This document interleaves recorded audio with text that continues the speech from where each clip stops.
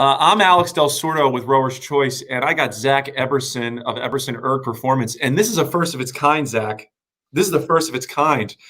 We have PR1 Grand Final Championships going live right now. Two gentlemen, one from Ohio, one all the way out in the UK. How you feeling, Zach? This is pretty incredible, huh? I don't know who's more nervous, me or them right now.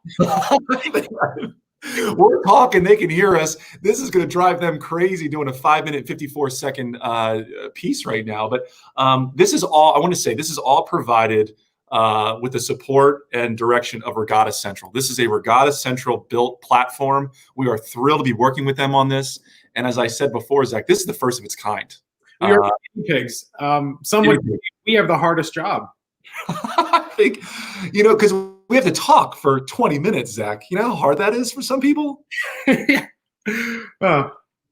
difficult. So let's go over really quick. We want to take a brief moment to remember someone that made a big impact in adaptive and para rowing, and that's Angela Madsen. If you know who this woman is, if you don't know who she is, you need to look her up. She is one of the founding members of para rowing. Adaptive rowing started in 2002. In 2008, it was at the Olympics. So let's just take a brief moment to remember a great pioneer in our sport.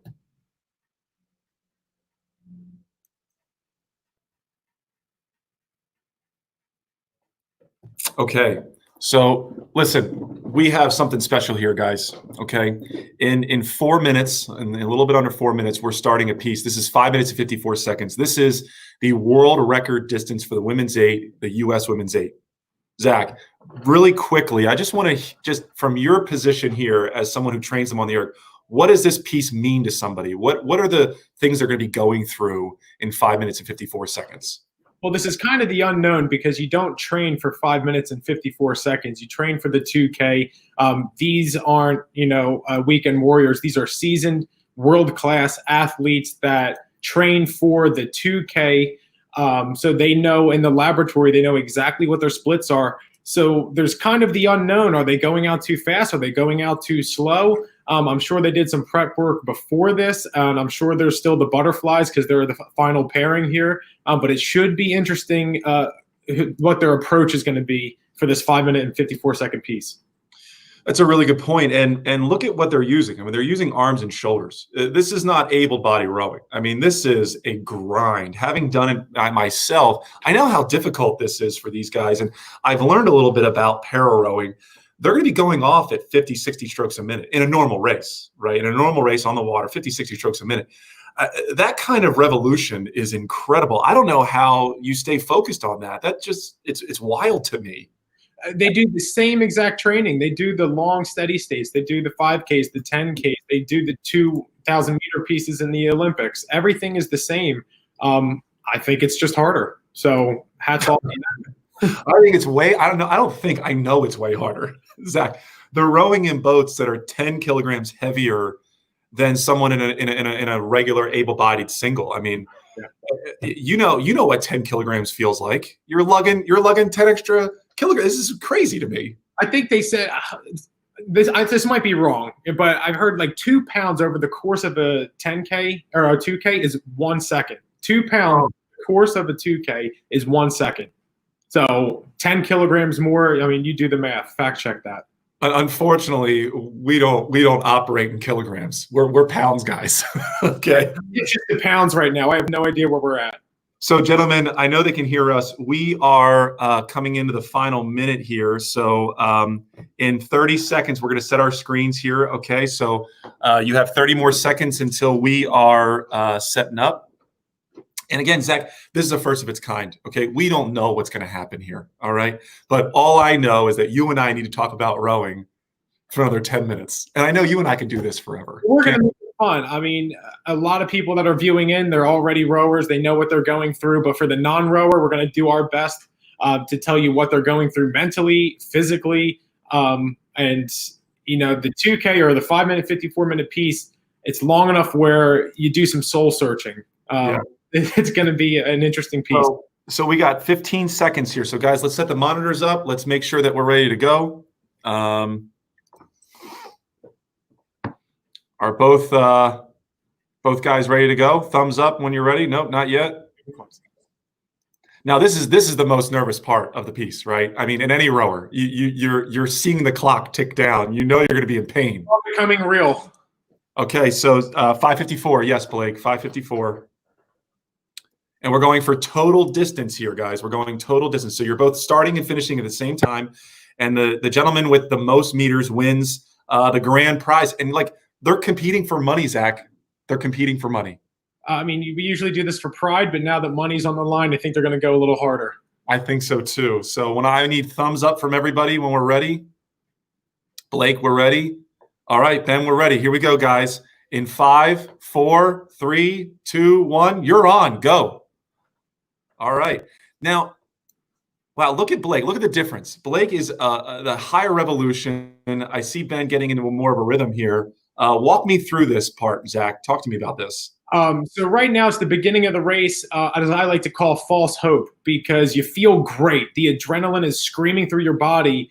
And like I said before in the pre-show, is these are seasoned veterans, but still there's that thought, do I feel good because it's the adrenaline, or is it because it's my day and I feel good?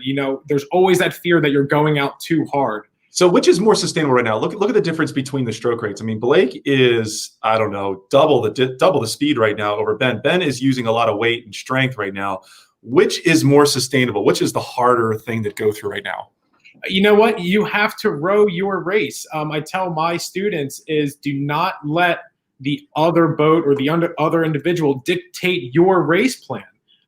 That's why they do the meters, the long workouts, and they're in the laboratory. They know what their red line is. They know what their limits are. The worst thing you can do is go up against someone that's faster and say, I'm going to try and beat them right out of the gate, because it usually doesn't end up so well for you. For these two athletes, so Blake's been rowing much longer than Ben. I mean, for years. So Blake was a rower in high school and then unfortunately lost his legs to a disease and ended his career. So this guy has way more experience on the water than Ben. Ben, spinal cord injury, right? Racing bikes. He's a world-class level triathlete.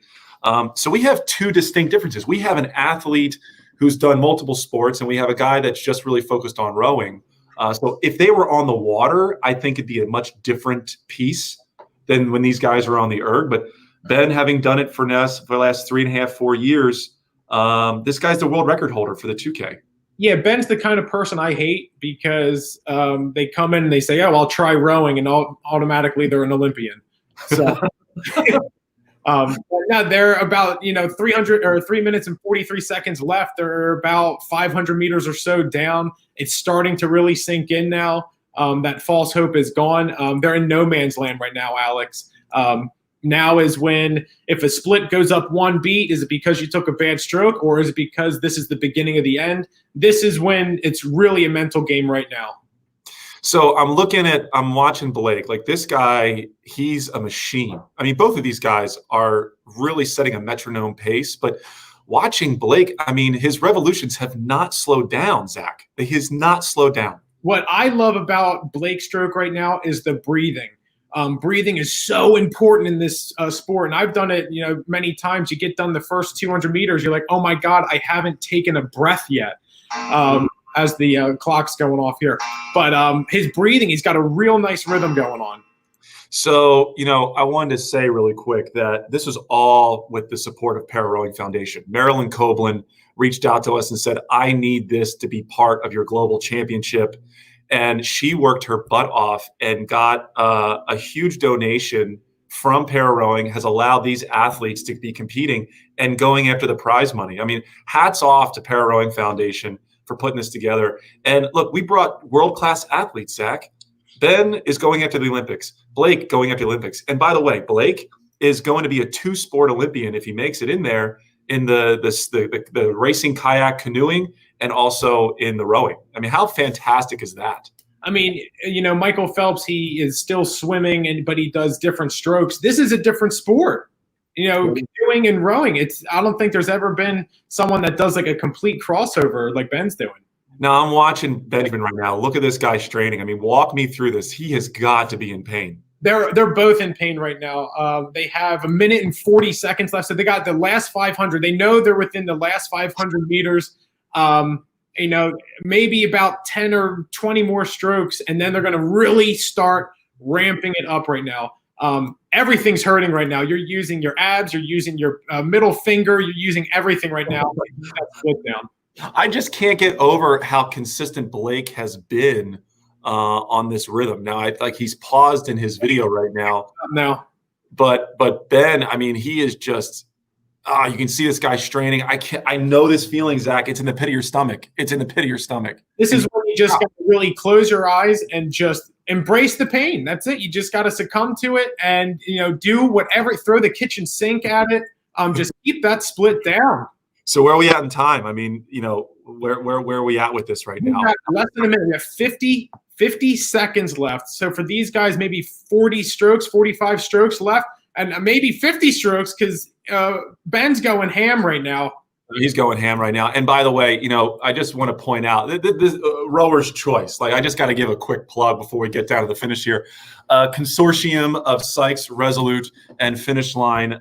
We have worked our tails off, I will say, to make this thing a success. But it has also been the support of everyone else and all of our other sponsors here, Zach. I mean, you being one of them. I can't thank you enough for all the support and the work that you've done with us today. Anything the sport of rowing here. We got the last 10 seconds, Alex.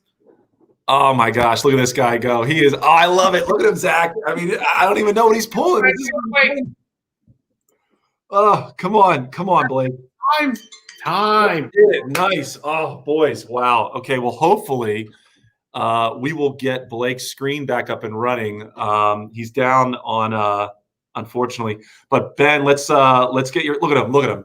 Exhausted. I mean, this guy, Zach, you've been there. You've been there before. I mean, he was going. I was looking at the screen. He was going with the last 2 minutes to go.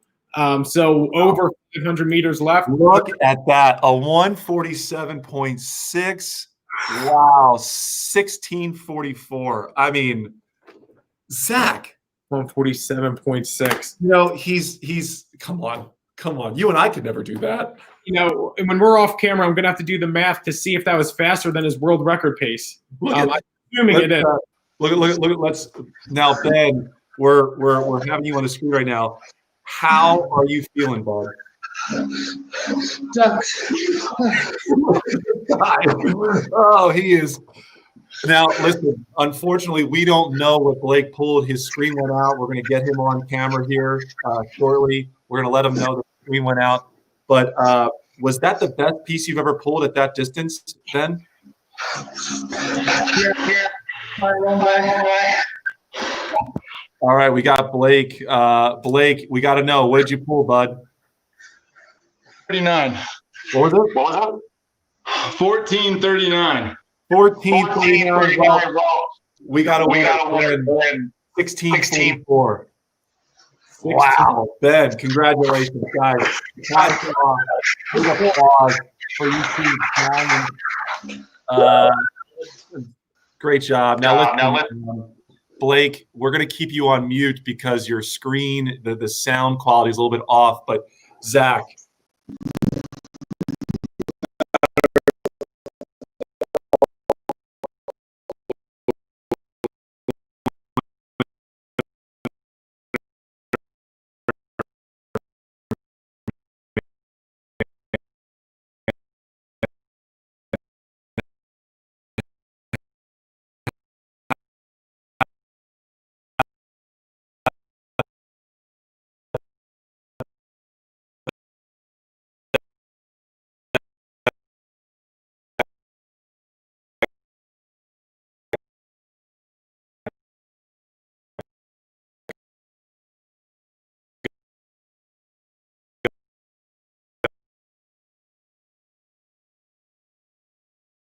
That's pretty normal for me.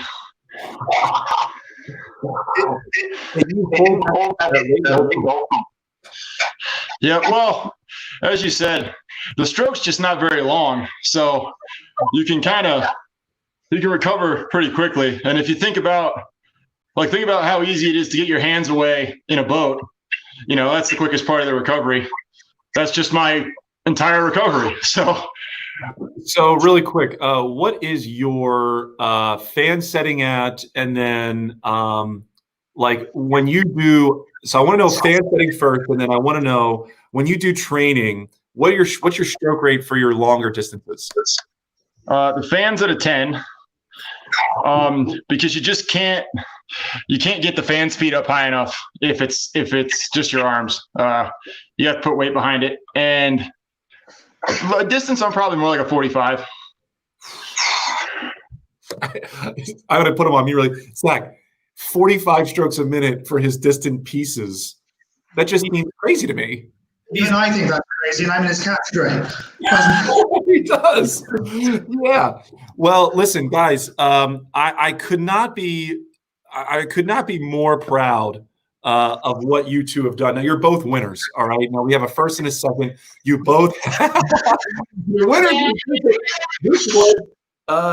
This has never been done before. You guys, we did it. I think that we did a great job here today. I'm very proud of what you two have done. You represented your countries extremely well. First place, Ben. Second place, Blake. Guys, we're going to get into other interviews with you at the end, okay, on a different platform. So, Zach, thank you for being here again. Thank you, Regatta Central. Thank you, everyone at Rower's Choice and all the other sponsors. Ben, thank you. Blake, thank you. And that's been a championship round in the PR1. Thanks for watching.